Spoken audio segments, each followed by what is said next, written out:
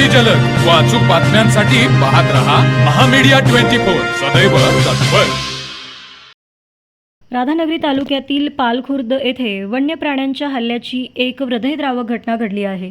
शेतातील घराच्या परड्यामध्ये निवांत बसलेल्या शामराव कोंडिबा कोराणे वय 80 या वृद्ध शेतकऱ्यावर गव्याने भीषण हल्ला केला।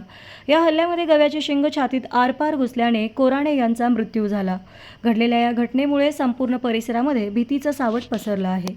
मिळालेल्या माहितीनुसार शामराव कोराणे हे त्यांच्या राहीचे वावर नावाच्या शेतामध्ये काजूच्या बागेची राखण करण्यासाठी गेले होते। दुपारी 2च्या सुमारास ते शेतातील घराच्या परड्यामध्ये एका झाडाखाली विसावा घेत होते। यावेळी अचानक दबा धरून बसलेल्या एका गव्याने त्यांच्या दिशेने धाव घेतली। गवा अंगावर येत असल्याचे पाहून कोराणे यांनी स्वतःला वाचवण्यासाठी झाडाचा आडोसा घेण्याचा प्रयत्न केला, मात्र गव्याचा वेग जास्त असल्याने त्यांना सावरण्याची संधी मिळाली नाही। गव्याने त्यांच्या छातीत शिंग खुपसले, ज्यामुळे ते गंभीर जखमी होऊन जागीच कोसळले। गावकऱ्यांची धाव पण वेळ निघून गेली होती। परिसरामध्ये काम करणाऱ्या इतर शेतकऱ्यांनी आणि मजुरांनी आरडाओरड केल्यावर गव्याने तिथून जंगलाच्या दिशेने पळ काढला।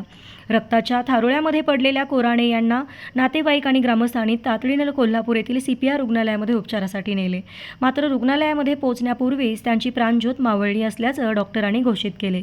वन विभागाकडून पंचनामा घटनेची माहिती मिळताच वन विभागाच्या अधिकाऱ्यांनी घटनास्थळी धाव घेऊन पंचनामा केला। मृतदेहाची उत्तरीय तपासणी करून तो नातेवाईकांच्या ताब्यात देण्यात आला आहे।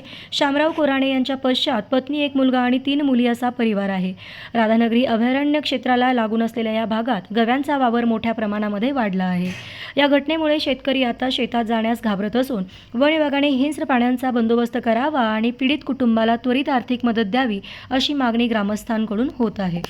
तर मग चला सबस्क्राईब करायला विसरू नका महामीडिया 24 न्यूज चॅनलला। महामीडिया 24 सदैव तत्पर।